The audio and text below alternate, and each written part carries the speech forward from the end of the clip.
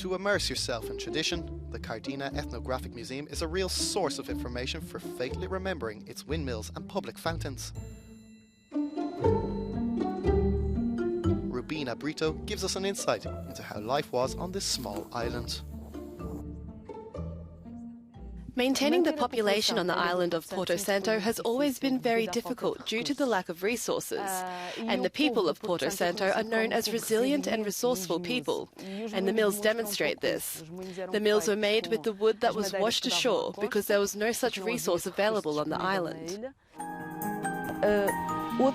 Another resource that was very scarce on the island of Porto Santo was the water to maintain the population. At one time it was even thought that it would be better to transport everyone to Madeira and this territory to be deserted. The wells were places where people waited to fill their jars and took opportunity to sing, tell stories and even date.